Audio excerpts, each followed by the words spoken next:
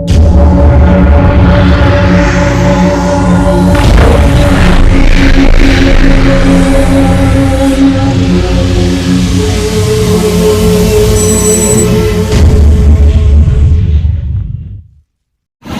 Hind, Jai Bharat to everyone. Students, I hope you all are fine, safe and healthy at home. I am your educator from Commerce Zone. Myself Sengundar Sulakshna and I will be teaching you economics and BA. So students, today we are here to see standard 12th economics chapter number 2 indicators of growth and development. As you know, already we have seen many parts of this chapter. So today we are here to see the part 2 of the chapter. So students, as you all know, before starting the correct portion, we are always seeing a short summarization of the previous video. So students, previously we have seen in detail about the economic development and economic growth difference between. We have almost seen 10 points in a very detailed manner. So now let us move on with the line to line explanation or summarization of the topic that we have seen on the previous video. Now let us move on with the short summarization of the topic that we have seen. First of all, अगर हम economic development और economic growth की बात करते हैं तो economic development और economic growth है वो दोनों ही एक दूसरे से एकदम अलग माना जाता है. इवन अगर हम इसको डिटेल पोर्शन में देखें, इकोनॉमिक डेवलपमेंट जो है वो इकोनॉमिक ग्रोथ के बिना पॉसिबल नहीं है ऐसा माना जाता है, जबकि इकोनॉमिक ग्रोथ जो है वो इकोनॉमिक डेवलपमेंट के बिना भी हो सकता है. यहाँ पे क्वालिटेटिव चेंजेस और क्वांटिटेटिव चेंजेस होता हुआ नजर आता है. जो डेवलप्ड कंट्री है वो इकोनॉमिक ग्रोथ के लिए काम करता है, जबकि जो अनडेवलप या डेवलपिंग कंट्री है वो इकोनॉमिक डेवलपमेंट के लिए बहुत ही स्ट्रगल आउट करके काम करता है. ये कंटिन्यूअस प्रोसेस माना जाता है और कंटिन्यूअसली चलता रहता है. इवन गैरेट ने यहाँ तक बताया कि डेवलपमेंट जो है वो ग्रोथ और चेंज दोनों नजर लाता है, जबकि जो इकोनॉमिक ग्रोथ है उसमें कोई चेंज नहीं आता है. वहाँ पे सिर्फ और सिर्फ मॉनेटरी लेवल पे यानी इकोनॉमिक लेवल पे कंट्री प्रोग्रेस करता हुआ नजर आता है. बट वही अगर हम इकोनॉमिक डेवलपमेंट की बात करते तो इकोनॉमिक डेवलपमेंट के अंदर जो है लोगों की साइकोलॉजिकल चेंज और इकोनॉमिकल चेंज दोनों में जो है चेंजेस होता हुआ नजर देखा जाता है. इसको और डिटेल में समझने के लिए हमें एक टेबल देखना पड़ा जिसके अंदर 10 पॉइंट्स बहुत डिटेल में दिए गए थे, तो उसके बारे में भी अब हम डिटेल में देखेंगे. फर्स्ट पॉइंट, इकोनॉमिक डेवलपमेंट है एक प्रोसेस माना जाता है और जो ग्रोथ है उसको एक अकरेंस माना जाता है. क्यों? क्योंकि धीरे धीरे कोई चीज़ के लिए हम काम करते जाए फिर हमें उसकी सक्सेस मिले तो वो एक प्रोसेस होता है, और एक ही बार ट्राई करें वो चीज़ हमें मिल जाए तो वो अकरेंस माना जाता है. तो इस तरीके से डेवलपमेंट जो है वो प्रोसेस है और जो ग्रोथ है वो अकरेंस माना जाएगा. इसके अलावा नेक्स्ट पॉइंट हमने क्या देखा? Next point, economic development quantitative and qualitative change पे बिलीव करता है, जबकि इकोनॉमिक ग्रोथ जो है वो सिर्फ और सिर्फ क्वांटिटेटिव चेंज में बिलीव करता है. सो डेवलपमेंट में ओवरऑल सारे फैक्टर जैसे कि हमने इंट्रोडक्शन में देखा, लोगों की साइकोलॉजी, सोसाइटी में डेवलपमेंट, पैसों के लेवल में डेवलपमेंट, हर चीज़ों के बारे में इम्पोर्टेंटली देखा जाता है. बट ग्रोथ के अंदर ऐसा नहीं होता है. ग्रोथ के अंदर सिर्फ और सिर्फ पैसे लेवल में इंक्रीज होता है कि नहीं, ये चीज़ के बारे में ध्यान दिया जाता है. थर्ड, अगर हम देखें तो थर्ड पॉइंट ये था, इकोनॉमिक डेवलपमेंट जो है वो एक स्लो प्रोसेस होता है और जो इकोनॉमिक ग्रोथ है वो एक रैपिड प्रोसेस माना जाता है. एग्जाम्पल हमने ये देखा, फॉर एग्जाम्पल अगर हम इंडिया ले लेते हैं, आपको पता है इंडिया के अंदर प्रोग्रेस लाने के लिए हम क्या कर रहे हैं, इकोनॉमिक डेवलपमेंट करने के लिए कई सालों से मेहनत करते जा रहे. तो ये धीरे धीरे ही हम उसको हासिल कर सकते, जल्दी से उसको हम हासिल नहीं कर सकते. क्यों? क्योंकि हमें सिर्फ और सिर्फ पैसों की लेवल पे नहीं, हर एक फैक्टर को डेवलप करना इम्पोर्टेंट माना जाता है। वही अगर हम ग्रोथ की बात करते तो वहाँ पे ऐसा नहीं होता, वहाँ सिर्फ और सिर्फ पैसों की लेवल में अगर हम इंक्रीज कर लेते इसका मतलब वो हमारे लिए इकोनॉमिक ग्रोथ माना जाएगा। इसके अलावा फोर्थ पॉइंट हमने ये देखा, इकोनॉमिक डेवलपमेंट जो है वो जो अनयूटिलाइज्ड रिसोर्सेज है उसको कैसे यूटिलाइज करना है उसके बारे में सोचता है, जबकि इकोनॉमिक ग्रोथ जो है वो अवेलेबल रिसोर्सेज को कैसे डिस्ट्रीब्यूट करना है इसके बारे में ज़्यादा ध्यान देता है। सो इकोनॉमिक डेवलपमेंट में फॉर एग्जांपल हमारे यहाँ मिनरल रिसोर्सेज बहुत है, हम उसको यूटिलाइज ही नहीं कर रहे हैं, ऐसे ही वहाँ बिगड़ रहा है, तो उसको कैसे हम यूटिलाइज ले, उसको कैसे और डेवलप करें, उस चीज़ के बारे में सोचा जाता है इकोनॉमिक डेवलपमेंट के अंदर। बट इकोनॉमिक ग्रोथ के अंदर ये देखा जाता है कि ठीक है ये रिसोर्सेज अवेलेबल है ना, बस इसको कैसे लोगों तक डिस्ट्रीब्यूट करना है, ये चीज़ के बारे में ही ध्यान दिया जाता है। नेक्स्ट, इकोनॉमिक डेवलपमेंट जो है वो डेवलपिंग कंट्री के लिए माना जाता है, जबकि इकोनॉमिक ग्रोथ जो है वो डेवलप्ड कंट्री के लिए माना जाता है। सो यहाँ पे इकोनॉमिक डेवलपमेंट जो है वो इंडिया जैसे कंट्री के लिए यूज़ किया जाता है क्योंकि हमें ओवरऑल सारी चीज़ों को डेवलप करना होता है, जबकि अगर हम इकोनॉमिक ग्रोथ की बात करें तो वो यूएसए जैसे कंट्री यूज़ करते जो ऑलरेडी डेवलप्ड है, उनको सिर्फ और सिर्फ पैसों के लेवल पे इंक्रीज करना होता है। अब नेक्स्ट पॉइंट हमने ये देखा, इकोनॉमिक डेवलपमेंट के अंदर जो पर कैपिटा इनकम है उसको रिलेटिवली कैसे डिस्ट्रीब्यूट करें इसके बारे में कॉन्सेप्ट जो है वो सोचता है।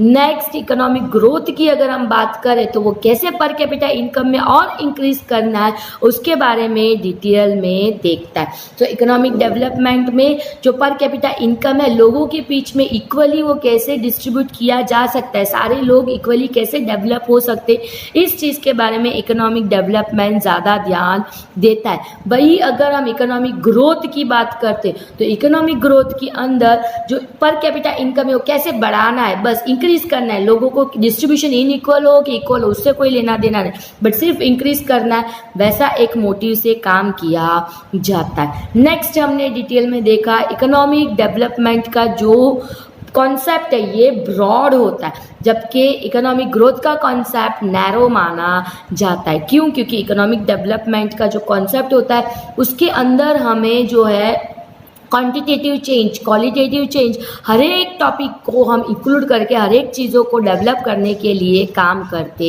हैं, जबकि इकोनॉमिक ग्रोथ में ऐसा नहीं होता। इकोनॉमिक ग्रोथ में हम क्या करते हैं, सिर्फ और सिर्फ पर कैपिटा इनकम को इंक्रीज करने के लिए काम करते रहते। नेक्स्ट एंड फाइनल हम बोल सकते हैं लास्ट टॉपिक हमने क्या देखा, फाइनल एंड लास्ट टॉपिक हमने ये देखा इकोनॉमिक डेवलपमेंट की अगर हम बात करें तो इकोनॉमिक ग्रोथ के बिना कभी हो नहीं सकता। क्यों? क्योंकि इकोनॉमिक डेवलपमेंट के अंदर हमें क्वांटिटेटिव और क्वालिटेटिव यानी पैसों के लेवल और सारे फैक्टर के लेवल पे इंक्रीज करना है। तो इकोनॉमिक ग्रोथ यानी पैसों के लेवल पे अगर इंक्रीज होगा तो ही इकोनॉमिक डेवलपमेंट माना जाएगा, बट इकोनॉमिक ग्रोथ के अंदर ऐसा नहीं होता। इकोनॉमिक ग्रोथ के अंदर अगर आप इकोनॉमिक डेवलपमेंट नहीं करते हो और सिर्फ पैसों के लेवल पे इंक्रीज करते हो तो अभी वो आपको इकोनॉमिक ग्रोथ अटेन करके देता है। सो यहाँ तक का टॉपिक हमने डिटेल में देखा था। So students, I hope that you all have understood the previous portion in a very well manner. So what we are going to see today? Today we are going to see about the indicators of the economic development or growth in a very detailed manner. So let us move on with the line to line explanation of the topic from the further portion in a line to line manner from the textbook. So students, after seeing a short summarization of the previous portion, now we are here with the today's portion. As you all know, lastly we have completed until the difference between of the economic development and economic growth. So today we are going to start with the indicators of development in a very detailed manner. So as usual, I am going to read the paragraph, listen it carefully, then we will discuss about it in a very detailed manner. Indicators of development.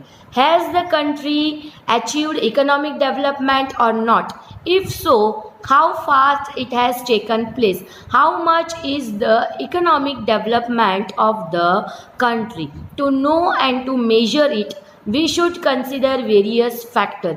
Such factors are identified as the indicators of economic development, measuring rods or standards. These indicators, which measures the rate of the economic development and its extent, can be presented in numerical and statistical terms. Through these indicators, a comparison of two countries and two time periods can be done, just as thermometer measures as the change in the temperature of the human body and records its development. Indicators measures the country's development. Some of the indicators of the economic development are as follow: rate of growth of national income, rate of growth of per capita income, quality of life, quality, physical quality of life index, human development index, which means HDI.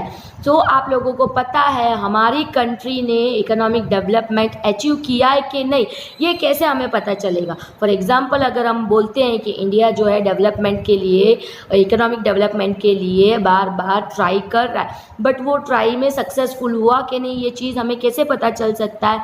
और वो कितना fastly हमारे यहाँ पे place out कर रहे हैं, यानी हर साल कितना डेवलपमेंट हो रहा है, ये हमें कैसा पता चलेगा? और इवन अगर हमारा इकोनॉमिक का डेवलपमेंट हुआ है तो कितने परसेंटेज तक हुआ है और कितने परसेंटेज की ज़रूरत है, इसको जानने के लिए हमें क्या करना पड़ेगा? इसको मेजर करना पड़ेगा। इसीलिए उसके लिए हमें क्या करना पड़ेगा? वेरियस फैक्टर, यानी बहुत सारी चीज़ों को कंसिडर करना पड़ेगा।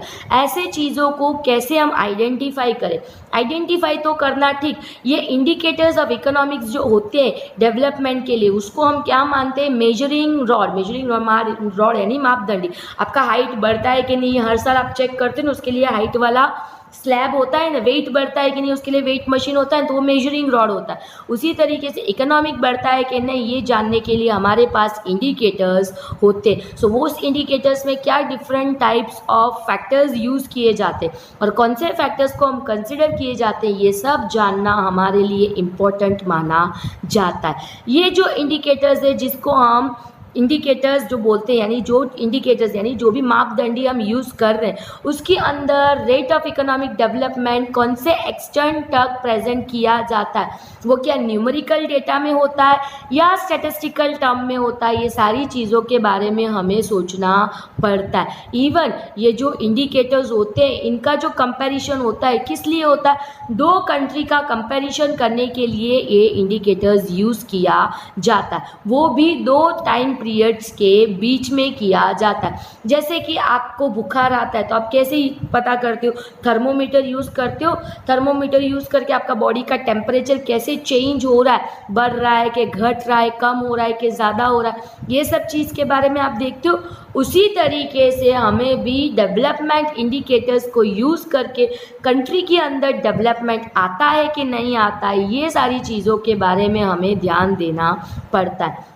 इवन हमें यहाँ पे कुछ इंडिकेटर्स के नाम दिए गए, मेन 4 इंडिकेटर्स के नाम यहाँ पे दिया गया है। Rate of growth of national income, national income पे ग्रोथ पे क्या रेट है वो देखना, first indicator. Second, rate of growth of per capita income, per capita income के ग्रोथ पे कितना रेट बढ़ा है ये पता करना, second index. Second, quality of life, physical quality of life index, so इसको बोला जाता है PQLI, यानी physical quality of life index. इसका क्वालिटी यानी लोगों के लाइफ लिविंग ऑफ स्टैंडर्ड की क्वालिटीज़ को मेजर किया जाता है, इसको PQLI बोला जाता है।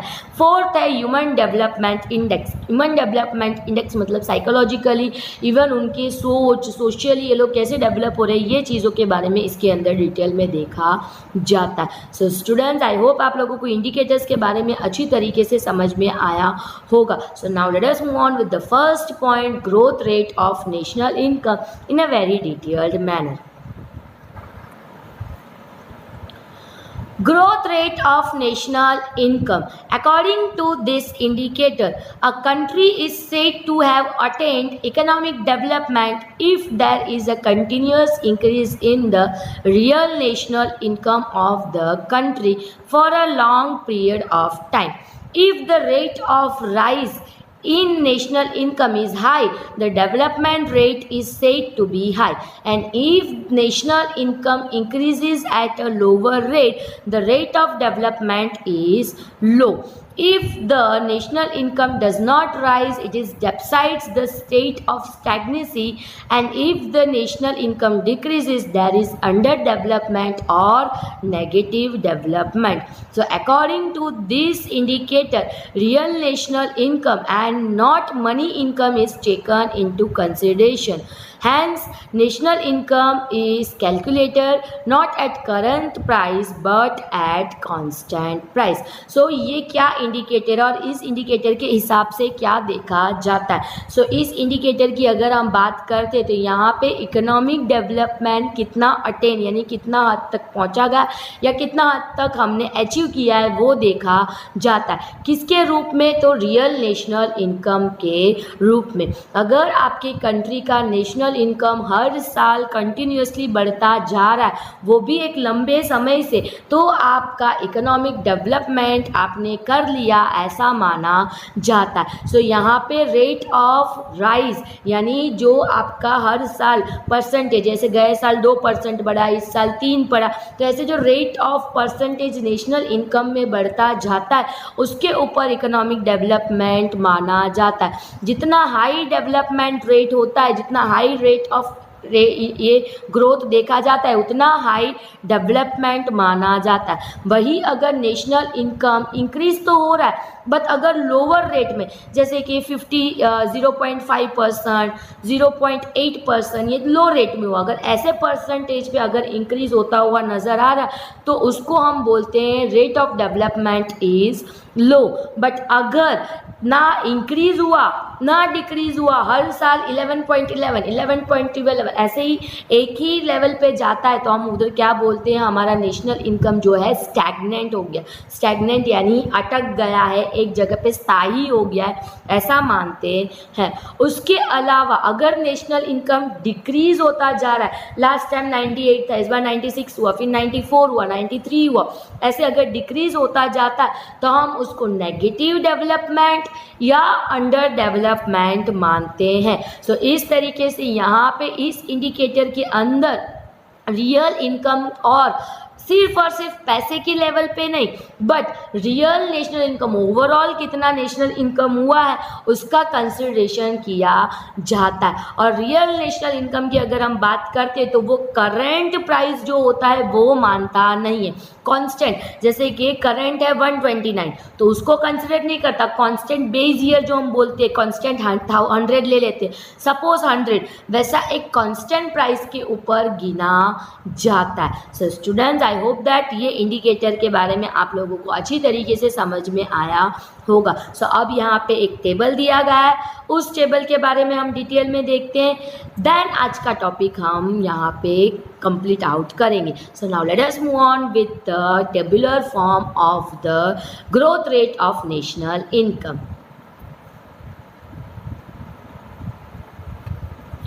Tabular expression. Some countries have a faster rate of growth of national income. Hence, compared to the rate of growth of national income, and such countries are said to have a higher rate of economic development. It can be seen in table 2.1 that countries like Norway, America, Sri Lanka, Pakistan has a slower annual growth rate of national income as against India. Hence, it can be said that India's growth rate is higher than that of the country. Today, India is considered to be one of the fastest developing country of the world. But it should be remembered that the country like Norway and America has impressive growth rate already through their growing rate at 2 to 3% per annum in present. So 2.1 table दिया गया है जो कि world bank economic survey 2015 और 16 का जो सर्वे है उसका डिटेल यहाँ पे दिया गया है. सो कौन सी टेबल, पहले टेबल को हम एनालाइज कर लेते हैं. नॉर्वे है, अमेरिका है, श्रीलंका है, चाइना है, इंडिया है और पाकिस्तान है. सो अगर हम growth rate of national income percentage पे देखें तो 15-16 में नॉर्वे ने सिर्फ 2.2 किया है, अमेरिका ने 2.4 किया, श्रीलंका ने 4.5 किया, चाइना ने 7.3 किया है और इंडिया ने 7.3 किया है, पाकिस्तान ने 4.7 किया है। सो ये था जो हमारा टेबल। अब टेबुलर एक्सप्रेशन है, जो टेबल दिया है उसके अंदर क्या बताया गया। अगर हम कुछ कंट्रीज़ की बात करते तो वो कंट्री का ग्रोथ ऑफ नेशनल इनकम जो है दूसरे कंट्री के हिसाब से बहुत ज़्यादा इंक्रीज़ होता हुआ नज़र आ रहा है। For example China, Pakistan, India, Sri Lanka, ये लोगों को ले लो तो ये लोग बहुत ही अच्छी तरीके से डेवलप कर रहे हैं और इवन हाई रेट में भी कर रहे हैं। अगर हम कुछ कंट्रीज़ लेते जैसे कि नॉर्वे, अमेरिका, श्रीलंका और पाकिस्तान, तो ये लोगों का जो डेवलप्ड रेट है नेशनल इनकम का वो लो रेट में देखा जा रहा है। क्यों? क्योंकि वो 2 to 3% हर साल इंक्रीज करते हैं। और अगर हम चाइना और इंडिया को देखते हैं तो इनका जो है fastest growth rate of national income देखा जा रहा है। इवन इसके अलावा इंडिया को फास्टेस्ट डेवलपिंग कंट्री भी वर्ल्ड के अंदर बोला जाता है। बट इससे हम ये नहीं कह सकते कि अमेरिका और नॉर्वे के जैसे ये जल्दी से डेवलप हो जाएगा। क्यों? क्योंकि ये ऑलरेडी डेवलप्ड है। जैसे अमेरिका तो डेवलप्ड कंट्री ऑलरेडी डेवलप्ड है, फिर भी उसका हर साल 2 से 3% अगर बढ़ता जा रहा है यानी वो हमारे लिए और कॉम्पिटिशन्स खड़ा कर रहा है। सो इस तरीके से यहाँ पे हमें ग्रोथ रेट का एक टेबल दिया गया है। सो स्टूडेंट्स, आई होप दैट आज का टॉपिक आप लोगों को बहुत ही अच्छी तरीके से समझ में आया होगा। सो आगे का टॉपिक हम नेक्स्ट वीडियो पे देखेंगे। एज यूजुअल अब हम क्या करेंगे, हम एक छोटा सा समराइजेशन देखेंगे आज के टॉपिक में हमने क्या देखा उस टॉपिक के अंदर। So now let us move on with a short summarisation of the topic that we have seen today. So students, I hope that आज हमने जो टॉपिक देखा ये आप लोगों को बहुत ही अच्छी तरीके से समझ में आया होगा। आज हमने इंडिकेटर्स ऑफ डेवलपमेंट का टॉपिक देखा जिसके अंदर फर्स्ट जो है rate of growth of national income के बारे में डिटेल में देखा। अगर आप लोगों को कोई टॉपिक इसके अंदर नहीं समझ में आया तो डोंट वरी, एज यूजुअल आज हमने जो टॉपिक देखा उसके बारे में हम एक छोटा सा समराइजेशन करेंगे। So now let us start up with a short summarisation of the topic that we have seen. So indicator of economic development की अगर हम बात करते, आपका कंट्री जो है इकोनॉमिकली डेवलप हुआ कि नहीं, वो जो डेवलपमेंट के लिए ट्राई कर रहा है वो अचीव हुआ कि नहीं, अगर हुआ है तो कितने परसेंटेज तक हुआ है, कितने हद तक हुआ और कितना बाकी है, ये सारी चीज़ों के बारे में हम कैसे जान सकते हैं। सो कहाँ तक हुआ, कैसे हुआ, किस तरीके से और होगा, ये सब चीज़ों के बारे में जानने के लिए हमें उसको मेजर करना पड़ेगा। तो उसको मेजर करने के लिए हमें क्या करना पड़ेगा, हमें बहुत सारे अलग अलग फैक्टर्स को, वेरियस फैक्टर्स को कंसिडर करके उसको मेजर करना पड़ेगा। सो वेरियस फैक्टर्स को कंसिडर करके जो हम मेजर करते हैं उसको हम बोलते हैं इंडिकेटर्स ऑफ डेवलपमेंट, जो कि पहले से ही हमारे लिए दिया गया है। सो इंडिकेटर्स ऑफ डेवलपमेंट की अगर हम बात करते तो उसके अंदर हम इसको कैसे करते हैं और किस तरीके से करते हैं, इसके अंदर हम इकोनॉमिक डेवलपमेंट कितना हुआ, कहाँ तक हुआ और आगे कैसे होगा, ये सब चीज़ों के बारे में डिस्क्लोज किया जाता है। इवन जो इकोनॉमिक डेवलपमेंट के लिए हम इंडिकेटर्स लेते हैं, ये जो इंडिकेटर्स है ये कहीं ना कहीं मेजरिंग रॉड यानी मापदंडी का काम करता है। दो कंट्रियों का दो अलग अलग टाइम पीरियड का कंपैरिजन करना हो या दोनों के बीच में हमें कंपैरिजन करके ये बताना हो कि किस तरीके से डेवलप हो रहा है, किस तरीके से नहीं हो रहा है, वो सब टॉपिक के लिए ये यूजफुल होता है।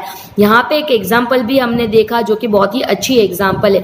आपको अगर शरीर में जो आपका टेम्परेचर है, बॉडी टेम्परेचर ये चेंज होता है, वो जानने के लिए हम क्या करते हैं तो थर्मोमीटर यूज करते हैं। बुखार आता है या जाता है, कम होता है तो हम थर्मोमीटर रख के माप कर करके मेजर कर करके देखते हैं ना कि बुखार कितना बढ़ा, कितना घटा, अगर बढ़ा है तो कितना परसेंटेज बढ़ा है, घटा है तो कितना डिग्री घटा है। तो उसी तरीके से हमारे लिए इंडिकेटर्स जो है थर्मोमीटर जैसा काम करता है।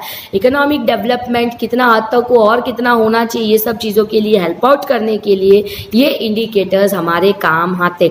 मेनली ये 4 इंडिकेटर्स हमारे लिए यहाँ दिए गए। फर्स्ट है growth of national income, rate of growth of national income. Second है rate of growth of per capita income. Third है quality of life, physical quality of life index जिसको PQLI बोला जाता है। फोर्थ है ह्यूमन डेवलपमेंट इंडेक्स जिसको हम HDI बोलते हैं। सो ये 4 जो है इंपॉर्टेंट इंडिकेटर्स माने जाते जिसको हम डिटेल में देखेंगे। सो उसके अंदर फर्स्ट टॉपिक हमने डिटेल में देखा जो है growth of real national income. So अगर हम ग्रोथ ऑफ नेशनल इनकम की बात करते, इकोनॉमिक डेवलपमेंट के अंदर ओवरऑल नेशनल इनकम कितना इंक्रीज हुआ है उसके ऊपर ये इंडिकेटर काम करता है। इसका मतलब रियली हमारा नेशनल इनकम कितना बड़ा है, इसके ऊपर कंट्री डेवलप हुआ कि नहीं, ये सारी चीज़ों के ऊपर वो बताता है। एक लंबे समय तक अगर नेशनल इनकम बढ़ता ही जाता हो तो वहाँ पे ये बोला जाता है कि इकोनॉमिक डेवलपमेंट हम अटेन कर रहे हैं। इसके अंदर अलग अलग सिनारियों में देखा जाता है। कैसे सिनारियों में देखा जाता है वो मैं अब आप लोगों को बताती हूँ। फर्स्ट सिनारियो ये है, अगर नेशनल इनकम हायर रेट में इंक्रीज होता है, फॉर एग्जांपल हर साल जो है 5%, 6%, 10%, 20% ऐसा इंक्रीज होता है तो वहाँ पे high rate of economic development बोला जाता है। वही अगर नेशनल इनकम 2%, 3%, 0.5%, 1% ऐसे लोअर रेट पे डेवलप होता है तो उसको economic development of lower rate बोला जाता है। दोनों ही सिनारियों में नेशनल इनकम इंक्रीज होता हुआ नजर आता है। नेक्स्ट थर्ड पॉइंट ये है, अगर नेशनल इनकम बढ़ ही नहीं रहा है, एक जगह पे आके अटक गया है, जैसे लास्ट टाइम हमने 93% नेशनल इनकम किया, इस बार भी 93 है, नेक्स्ट ईयर भी 93 है, ऐसे कंटिन्यूअस 3-4 साल तक 93 पे ही अटका है तो वहां पे हम बोलेंगे स्टैग्नेंट नेशनल इनकम, जिसका मतलब नेशनल इनकम का इंडिकेटर अटक गया है। नेक्स्ट है फोर्थ पॉइंट, डिक्रीज। अब तक हमने इंक्रीज देखा और एक लेवल पे आके अटक जाना देखा, अब डिक्रीज। अगर नेशनल इनकम कंटिन्यूसली डिक्रीज हो रहा है, यानी 94 था अब 92 हुआ, फिर 90 हुआ, फिर 86 हुआ, इस तरीके से उसका परसेंटेज रेट जो है गिरता जाएगा तो हम उसको नेगेटिव डेवलपमेंट ऑफ इकोनॉमिक बोलेंगे या अंडर डेवलप्ड इकोनॉमिक बोलते हैं। सो ये हुआ हमारा 4 तरीका जिससे हम नेशनल इकोनॉमिक को नेशनल इनकम के इकोनॉमिक डेवलपमेंट के साथ देखते हैं।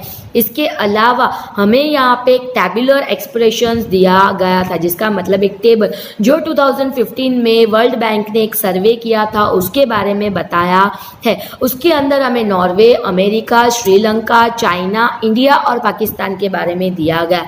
अगर हम नॉर्वे देखते हैं तो वो 2.2 पे था, अमेरिका 2.4 में था, जो श्रीलंका 4.5 पे था, फिर वही चाइना 7.3, सेम इंडिया 7.3 और जो पाकिस्तान है वो भी 4.5 में देखा गया है। अब टैबुलर एक्सप्रेशन देखने के बाद हमें ये उसका एक्सप्रेशन दिया गया कि कुछ कंट्रीज जो होते वो कंट्रीज के अंदर जो इकोनॉमिक डेवलपमेंट है नेशनल इनकम का वो बहुत ही हाई रेट पे देखा जाता है। For example India and China, जबकि कुछ कंट्री में लोअर रेट में, जैसे नॉर्वे ले लो, श्रीलंका, यहाँ बढ़ तो रहा है बट 2-4 ऐसे कम रेट पे देखा जा रहा है, जबकि चाइना और इंडिया में 7-8 ऐसा परसेंटेज पे बढ़ता दिख रहा है। तो इंडिया और चाइना जैसी कंट्री जो है हायर रेट में इकोनॉमिक डेवलपमेंट कर रहा है, जबकि नॉर्वे और जो श्रीलंका, अमेरिका है, ये लोग सब एक लोअर रेट पे करते हुए नजर आ रहे। इसका मतलब ये है कि इंडिया जैसा कंट्री जो है फास्ट डेवलपिंग कंट्री माना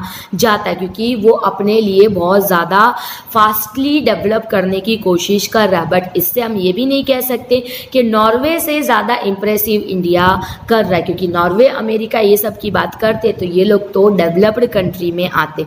जब ये लोगों की डेवलप्ड होने के बावजूद 2-3% इंक्रीज हो रहा है, इसका मतलब कंटिन्यूस 2-3% इंक्रीज, ये इम्प्रेसिव मैटर है जिसके लिए और इंडिया को थोड़ा मेहनत करना पड़ेगा। सो यहाँ तक का टॉपिक हमने डिटेल में देखा। सो स्टूडेंट्स, आई होप दैट ये टॉपिक आप लोगों को बहुत ही अच्छी तरीके से समझ में आया होगा। सो फर्दर टॉपिक हम नेक्स्ट वीडियो पे देखेंगे। आई होप दैट ये वीडियो आप लोगों के लिए इंटरेस्टिंग लगा होगा। नेक्स्ट इंटरेस्टिंग वीडियो तक आई hope that you all will be fine, safe and healthy at home.